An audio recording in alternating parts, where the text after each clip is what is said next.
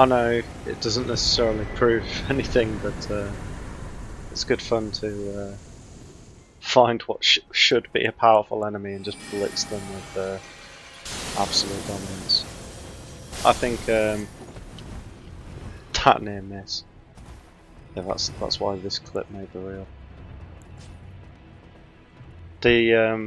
I think at this point in the game I'm trying to explore every nook and cranny of where I might have missed.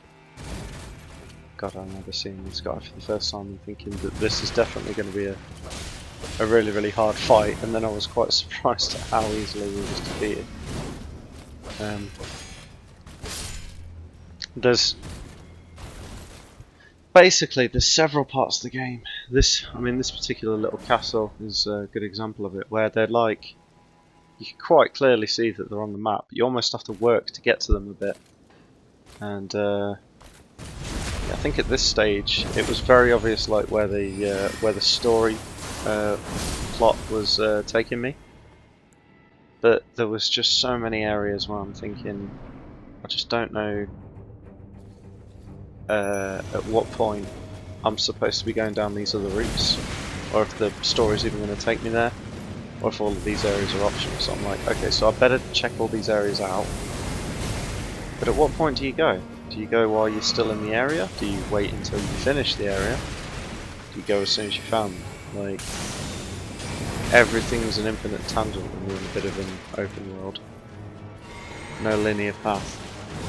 I think the game kind of struggles in that regard. Like, you don't necessarily ever know when you're going to, when you're supposed to be taking these side steps, and so sometimes you can be really weak for an area, sometimes a little bit too strong. It comes with the freedom of the game, I'm afraid.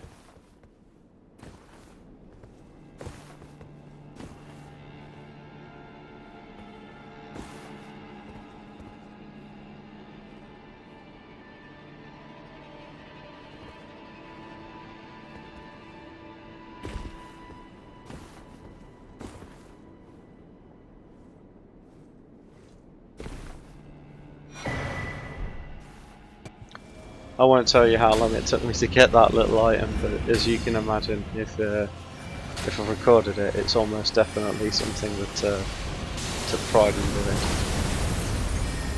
So yeah, this was a boss I couldn't believe I'd missed. Like, I remember finding the lifts to come down here and everything, and I just never explored it on this side. I ended up coming up behind a lot of these things. And doing the more difficult part of like all of this underground an earlier time. And that's relevant, and we found at a relevant time, but the magic is just so strong now. And you know, with a combination of flasks, they're just, if they're too stationary and they don't immediately attack, you just batter them. It was pain to get here. I can't believe how many people must have just died on the route over just purely Scarlet that. See, I set up Elf Lady over there. I'll just call her Elf Lady because I can't say her name. But yeah, set her up over there so she'd have a good line, and then I just tried to get as much damage off as possible. Very, very good, rewarding. 10k. I was quite chuffed with that, because honestly these things, if you get them just right, obviously do huge amounts of damage. So often it can be so evasive. And this is another boss where it was like, it seemed like a bit of a joke, but died like a fucking moron twice in a row. See, this whole kit that he's got is just like, I don't know, it's pretty easy to dodge roll. At this point, I think I was really enjoying just letting the Elf Lady do her thing, because she just does constant DPS, engages at like any range, and it takes ages for her arrows to fall off, so she can really just be obnoxious from a distance. Only downside is because she can't move, you've got to get your placement just right, and otherwise she's like not so good. But yeah, she will go to work on any target. If anything, she ends up pulling aggro a lot because she's so busy, and it's not like her damage is bad. In fact, I would say out of all of the summons that you can actually bring, if she's like left unchecked, she's like consistently doing a lot of damage because she doesn't pause; she just keeps shooting. So you know, and I think normal rules apply. Like she still gets bonus headshot damage, and so if it's a target with a big head, we're getting some serious numbers. I actually found that she was decent for Rykard purely because he's a huge target, and even though you sort of need the special spear to do damage to him, essentially she's just still attacking anyway, no matter what. But it's unlikely that she'll pull major aggro because you're the one that's doing the bulk of the damage. But you know, she just stays attacking, which is kind of what you need, because as soon as that fight gets into the second phase, it's a bit of a DPS race. I found that was a lot of the problem with some of these larger enemies. It feels to me like the size of the boss room was intended for the horse to be involved, and then they've just sort of, I don't know, I reckon they just pulled the plug on the horse being allowed to be in so many fights towards the end. But the room sizes don't get any smaller, and they often like reward the boss by giving it loads of space to teleport around to. But I'm not sure that that makes the encounter better, but it does make you feel like it's a better shout to have these summons that can at least attack at a decent range.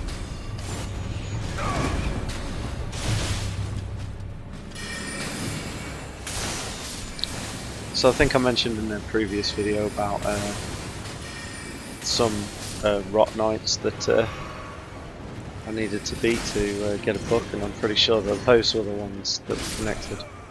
So they were actually pretty straightforward and easy to kill, but a reward I should have got much earlier. Especially when you consider the fact that I just went into this area where there's all this new scarlet rot. I think that was the thing actually. I was entering this new scarlet rot area, and I'm thinking to myself, okay, I really need the means to cleanse this now, otherwise progressing this is just going to be a total nightmare. And then I found out, of course, that it was in an earlier dungeon. You know, had to look it up. And this is it's annoying, but you know, I knew it was in the game. You know, because there was a cleanse for everything else. And I knew that there was certain chapters missing from the recipe books, so I had to look up where it was. And then once I looked up where it was, and it's like it looked up which dungeon it was in, I'm like, hang on, I know where this dungeon is. It's one I deliberately left because I was sure, you know, I needed a cleanse to get through it. And ironically, it's the one that I actually get the cleanse from. So, you know, double-edged sword of like. Being cautious, I'm afraid. So I had to put this in because I've obviously put in nearly every other crystal encounter, and I've obviously like left off some bosses, but I feel like these are always a bit of a challenge. But 3 of them at once, it's like, okay, your RNG's got to be favouring you a bit, because you don't want the most oppressive ones to be on you. You really only want one of them to be on you and one to be on your summon.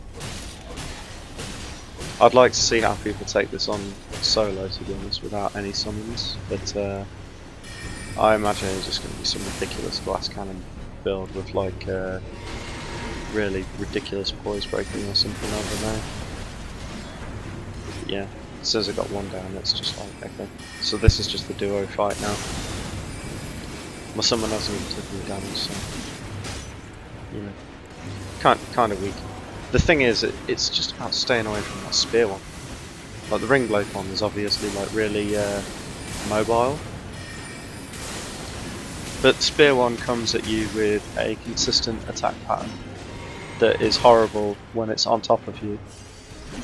But if you maintain distance, it's not too bad. Obviously, the mage is just going to cast, so the mage will be a bit of a punching bag, which literally any summon that applies any amount of pressure whatsoever. So pretty much all of them can just be all over that and just distracting them, while you either deal with this or you could just like keep running away from this and attacking the mage. So these crystal things, I don't know, they add in more and more as a boss encounter. It's fine, but I did get to the point where I thought, you know what, these could just be regular mobs. Like, don't get me wrong, mini bosses almost, maybe fully despawnable, but they're not too difficult to deal with. It's just having a bit of having a good game plan on which order you want to take them on in. But you know, not exactly Shadow of Yarning, are they?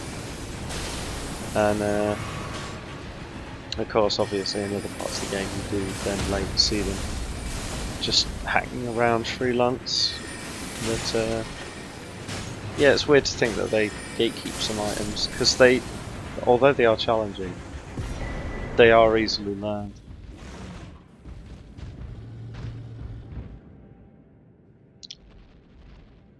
I was sure that there was a stealth mechanic that allowed us to just be in bushes and we wouldn't be found, but I don't know, didn't seem to work on the rune bear.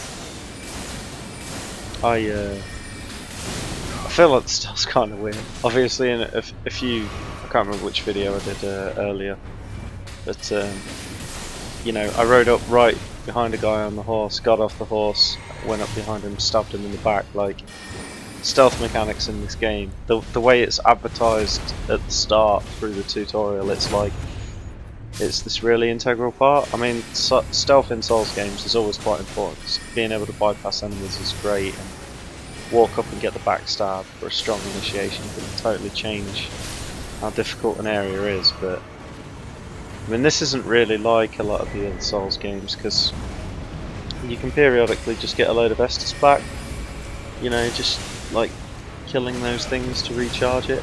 So that's one thing.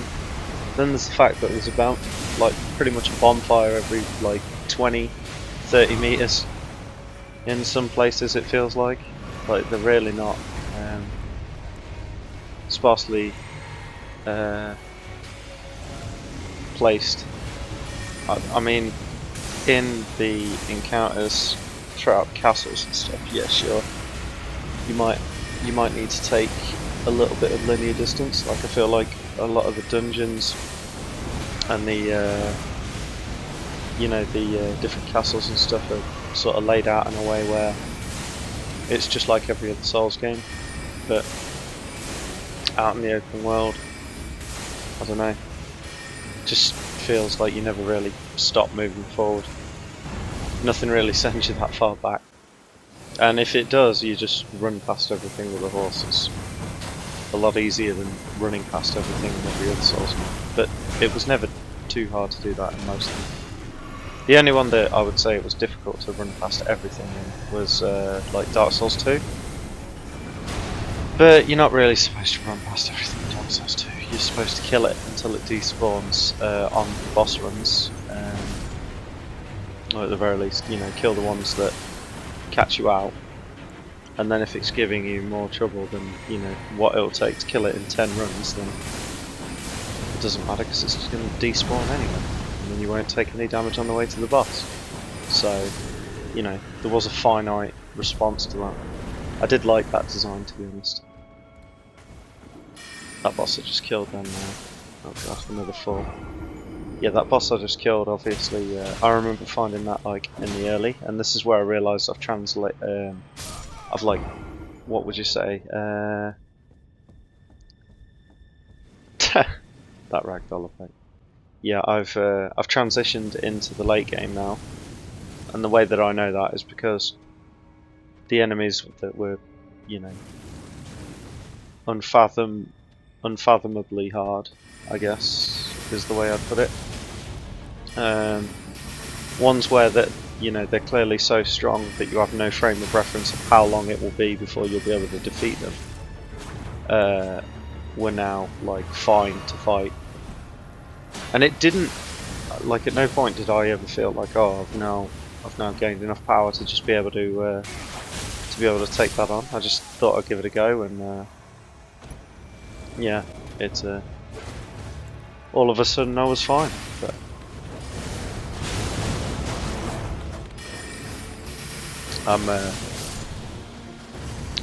I'm obviously showing you 2 runs of this clip because in that first one it's like it was going really, really well, and I obviously looked like I'm about to win, and then the 100 to 0s win in a combination of attacks, and it's just, yeah, again, it's this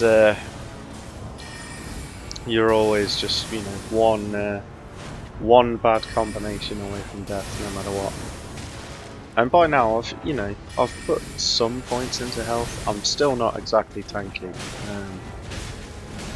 It's like I've literally just put in points when there's been mechanics that I feel like if I had a little bit of leeway, mitigation, I'd be able to survive. And you can often tell when that is. It's like, you know, some small lad hits you and then all of a sudden a mechanic that you know will really hurt you in a boss fight, but doesn't necessarily drop you down in one hit. You can survive it, so, you know, sometimes you just need those couple of extra points in health. It's not even a big deal, but sometimes it's the difference between, you know, one and the other. Now, imagine my luck when I realise this thing can't chase me down here. You better believe I choosed it. Full advantage taken of this bullshit. 'Cause tell you what, those hands are probably the hardest to be in the game. They're just so obnoxious, so difficult to deal with. And like that thing where they just like capture you, it's like, how are you even supposed to deal with that? Ah, yes, Mark. I got down here and I thought this, you know, this was the end guy in this encounter, but and I just sort of left the area thinking that was it, and then obviously there's a whole bloody further area down below. I did have fun like fighting this guy, to be honest. It was a decent little encounter. I like that they seem to take a couple of bosses and they just give you a few different opportunities to just fuck with them. It's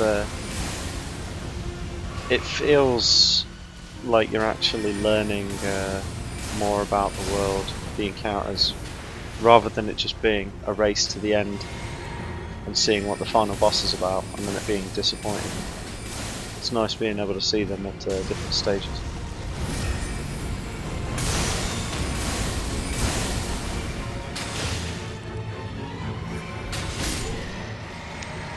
I gotta say, the amount of times where a summon just carries on attacking and they actually manage to get the killing blow on the enemy, it's you're thankful for it when you run out of mana. Because the annoying thing is, it's like, and I don't think anyone who's just played Melee will be able to appreciate this, but trying to flip through to your mana flask and then flip back to your health flask, because ultimately you've got to be able to switch as and when you're low on each bar, but while you're still dodging and still attacking. It's just, it's tough. It takes a bit of getting used to. And you've got to be able to do it sometimes while you're like doing some really like janky evasive dodge patterns. Like, you know, sometimes when you have to sprint in a certain direction and then jump and then roll, etc. Like, try doing that while you're trying to restore your mana. It's not good. And then, you know, you get hit and then you're trying to restore your health at the same time, so it's like, shit, swap back the flask, you know. trying to juggle that, it's just it is an extra level of difficulty that you don't need. You could really do with having 2 buttons for use effect items, and I know that would probably mess a lot of people up for how they like to do things, but I'm just throwing it out there. It would be a solution to that problem. So we're on Rykard now. Now I've already mentioned it's a bit of a DPS race. You see the elf ladies like really earning the keep and getting involved.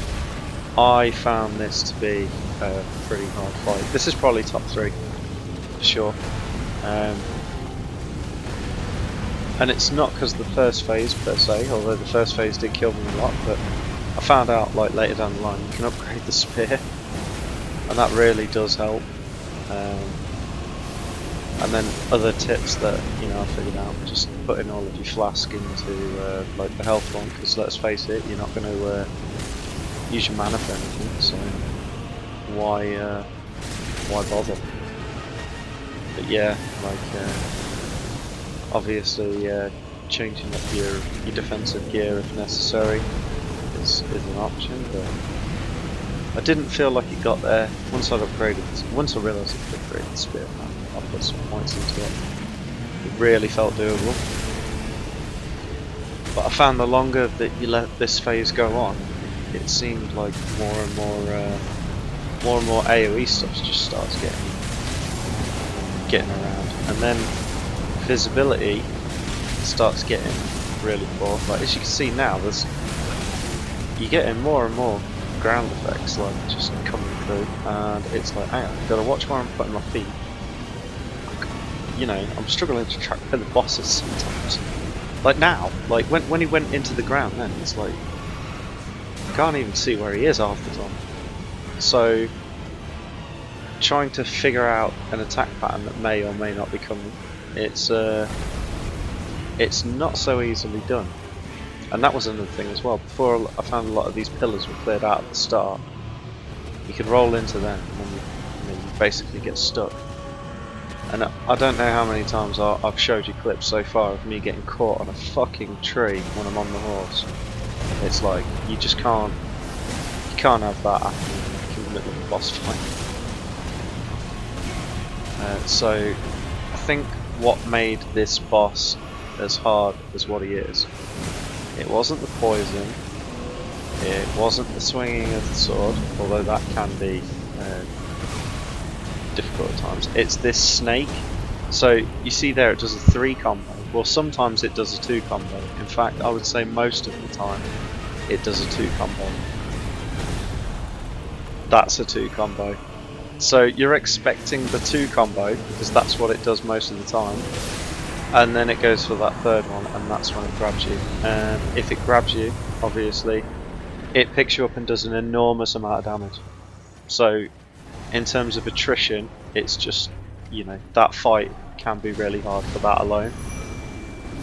And obviously you don't have to deal with poison if you do get poisoned, but it's not the end of the world either. But yeah, it was a hard fight. I'd say it's probably the 3rd hardest fight in the game. But you do learn it. You do learn it. It's not. It's just like another gimmick fight, like in every other Souls game. There's always one, but it's probably a better designed gimmick fight than any of the others. I feel like Yom the Giant wasn't quite as good as Rykard was as a fight. I think it's because it's 2 phase, and that weapon didn't feel like shit either. It felt like interesting to use, because you had to figure out what combos you could actually pull off. It felt good. I remember this area as like, I don't know, I felt like these enemies were quite weak, and I also felt like it was going to expand on what they were, or there was going to be some major boss here or something, but I didn't find anything. And it's just like, oh okay, so these were some ice guys or something, and yeah, they they use a lot of ice magic, and that might come in handy later. But It's like one tiny little village and then it's just nothing. I can't remember if this was a moment where I was a bit scared, because this dungeon had been a fucking nightmare and it was really difficult to get this far.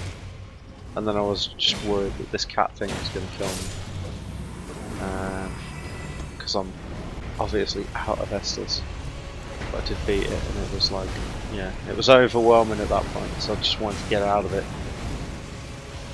Some of those dungeons are just, you really want to be rid of them. Like every other place in this game is fine, but some of those dungeons made you want to stop playing. I think it's a combination of the repetition, the music, and how slow you had to take it to get past some of the like combinations of traps and mobs that were in set places. Like, it was frustrating not being able to get by any other way. Like usually in any Souls game there's more than one way to get past an area, or some alternative route to take. Didn't feel like the dungeons permitted that. It was very linear. Here of course it looks like I'm going to die. By some miracle I'm still alive. By now you're getting fucking so tired of those bloody ulcerated tree spirits. They are just frustrating. There's me realising now that, yeah, I hadn't seen this animation until then. But yeah, they blanketed enough area to get basilisked. And I'm kind of ashamed to admit it, but I think I actually got blighted 3 times before I stopped playing Elden Ring. I don't think I've died to a basilisk since Dark Souls 1. You know, you just treat them with care, don't you? You know what they do after the first time, and you don't care to see it happen again. So 2 Crucible Knights, definitely one of those things that needed to be thrown into a video somewhere. So again, they're like most of their movesets shared and not too difficult. It's their odd special moves that if they decide to both throw on you at the same time, you will be in trouble. I found a lot of their attacks, they have some kind of like close distance techniques where, yeah, essentially like usually like that, they start flying. And those attacks are the ones that are a bit of a nightmare. But you know, most of their kit, not too bad, kind of slow burning. You know, they do give you a bit of a chance, you know, with a wind up, but I've died to, you know, just one of these like fighting. Like sometimes they can, if they get a good initiation, they you never recover because they are a little bit relentless. You know, it's not like they back off. It's not to say the enemy ever really backs off, is it? But you know, they don't really seem too deterred. I think the problem is because so many of them have things like shields, they're often just blocking a lot of your damage, so you're not like truly recovering properly. There you go. Now I'm just pissing rune bears. They're yeah. So I don't know why this was at this part of the game. I seem to remember. Yeah, so little jars and an enemy that was not really that taxing at any point. Couldn't figure that one out. I don't know if this was like a middle dungeon that I missed, but I seem to remember this being further into the game than I expected. You could tell that because the damage that I'm doing is like, you know, although it should be massive damage, I'm not one-shotting him. But yeah, strange design in the game.